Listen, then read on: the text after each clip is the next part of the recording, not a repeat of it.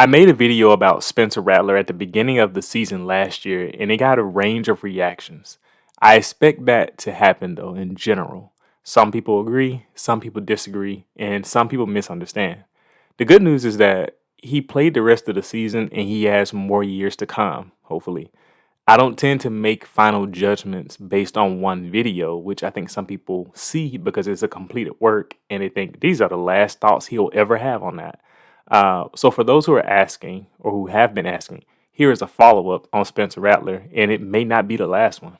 So, Spencer Rattler had 9.56 yards per attempt by the end of the season last year. That is good, really good, even, especially when you consider that passing games in general tend to be effective around 7.5 yards per attempt. It's not elite, but it is really good. For an elite yards per attempt number, check out last seasons of Kyler Murray, Tua Tagovailoa, and even Jalen Hurts. Theirs was 11.6 in 2018, 11.3 in 2019, and 11.3 in 2019, respectively.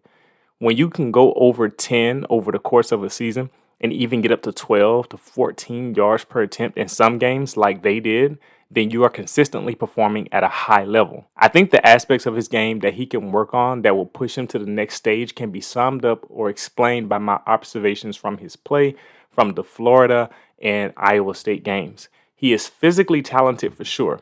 He's special in that way, honestly. He makes some things happen from a passing standpoint look too easy. One issue that he has is that he allows that to harm him sometimes. Like with many guys with talented arms, Trevor Lawrence included, he can be over reliant on his arm, which leads to falling away or leaning back on throws a little bit.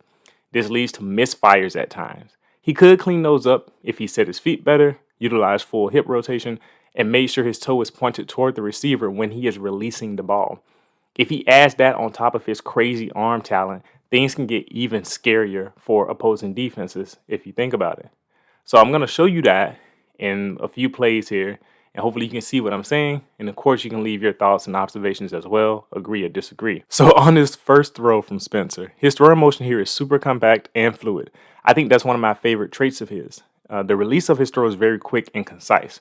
The thing I want to point out here, though, is that if you notice, he is expecting to go to the slant all the way. He snaps the ball, immediately looks far left, and waits for his receiver to break inside.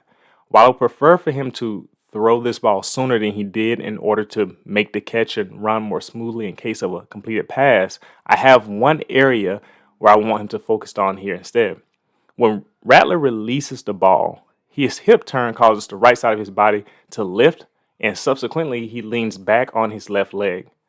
Even though the throw is fairly compact and quick, that leaning back on the plant leg causes the ball to come out at a higher than necessary and is slightly lagging behind. Notice that the wide receiver had to slow down after breaking in on the slant in order to adjust to the ball's positioning. This allows the cornerback to make more contact with the wide receiver as he is trying to catch this ball and is lagging behind a bit. And that's pretty straightforward when you see it. When you can slow it down and look at it, you can see exactly what I'm breaking down there. And so with that said, I'm going to move on to the next play that I'm going to show you.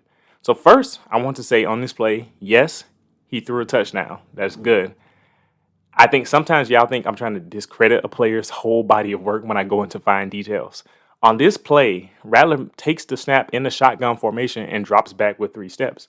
This play is designed to go to the fade route of the slot receiver the whole way, so Rattler automatically opens his body toward number 14 to his left. Good news is that his hip is facing toward 14, and here's where things get interesting. When Rattler prepares to throw here, he lifts his left leg a little bit and then reestablishes it at his plant foot while simultaneously dropping his throwing arm down a bit into a loop as opposed to more of a compact straight back and raised motion. The interesting thing is that after that small loop, he has a very quick release motion, so it goes.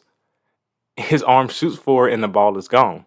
His hip turn slightly follows the loop motion, but it's a small rotation and it lifts the right side of his body off the ground. This motion causes him to lean back on the plant foot, leaning away from his throw. When you release the ball like that, it tends to hang in the air more than it should, and you can see that clearly here as well, regardless of the great result.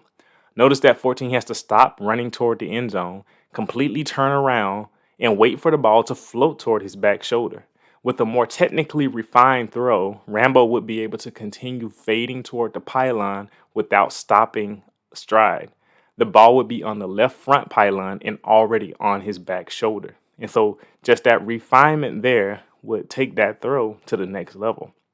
So now I'm going to show you the last play I'm going to show you in this video, at least for now, and then we'll see what happens in the future. This short comeback route throw to Weiss on the left side shows another consequence of leaning on your plant leg. Rattler takes the snap and looks to the simple comeback route to his left.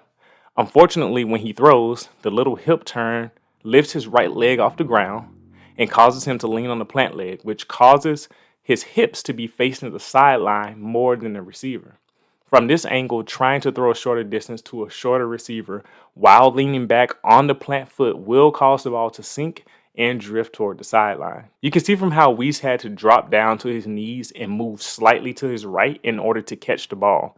This ruins any chance of a run after catch opportunity. It's definitely a completion that will make continuing the drive seem much easier, so I wouldn't knock it. I'm simply showing you how being more refined here can lead to productivity. And so you can see overall from all the things I've shown you, this is not about saying Spencer Rattler's a bad quarterback or that he never won't make it. It's just showing you the things that he can do to make his game better, the things that hold him back from having consistently great throws to match that consistently great arm talent. So for you Oklahoma fans, I probably don't have to tell you how special his talent is. He can throw a perfect rope toward the sideline without setting his feet. On short throws, the ball is just flat out zipping to the wide receiver. He makes special throws look effortless. I assume that he will work on his refinement and will continue to be more productive in his time at Oklahoma. His ceiling is quite impressive, and the mechanical improvements will help him to get closer to that ideal. So with all that said, what are your thoughts on Spencer Rattler or your thoughts on my analysis of him today? So all in all, if you enjoyed this, check out more of my content. If I'm not mistaken, a video that the YouTube algorithm suggests for you will be on the left side here, and the last video that I made will be on the right side. Thank you for watching. I'll see you next time.